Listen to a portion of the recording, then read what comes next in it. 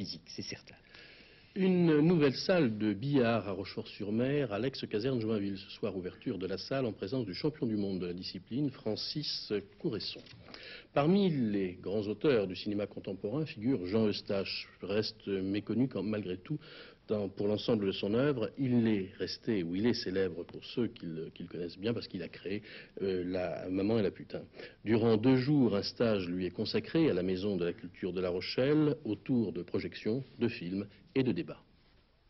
Je t'en prie, accepte, il y a un petit mot. Jean Eustache, redécouvert toute première vision, celui qui pendant 17 ans a marqué l'histoire du cinéma, fait actuellement l'objet d'une rétrospective dans plusieurs villes.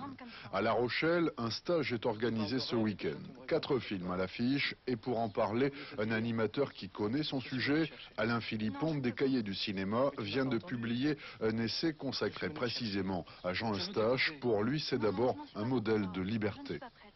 Tu n'es pas prête, ça veut dire que tu le sauras bientôt. Je ne sais pas. Ah, ça suffit.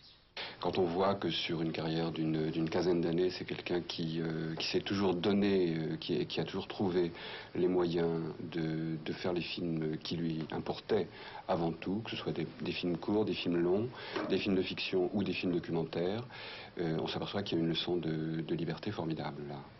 Je veux bien parler avec toi, mais si tu dois continuer comme ça... Au-delà de ce film quasi mythique qu'est La Maman et la putain, la programmation propose une sale histoire, La Rosière de Pessac et Les Petites Amoureuses.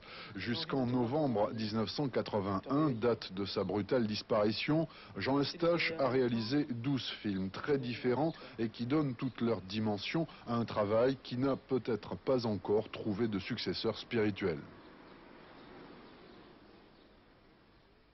Il y a une véritable curiosité envers ce cinéaste-là, pas seulement de la part d'un public de cinéphiles, mais également de la part de cinéastes. Et je pense que c'est pas du tout un hasard si quelqu'un comme Jean-Luc Godard, par exemple, en ce moment, fait parfois référence à Jean Eustache, ou si d'autres cinéastes font référence à Jean Eustache. Je crois qu'un petit peu, si vous voulez, tous les cinéastes actuels qu'on pourrait situer dans la lignée de Jean Renoir, dans laquelle Eustache lui-même se situait, tous ces cinéastes-là peuvent aller se ressourcer un peu chez Eustache et y trouver peut-être de quoi régénérer parfois leur propre cinéma.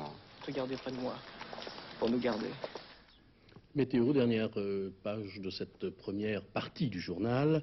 Nous allons voir de quoi sera fait le temps, du moins je l'espère. Nous allons voir tout d'abord les températures qui faisaient sur la région aujourd'hui. Vous voyez que c'était des températures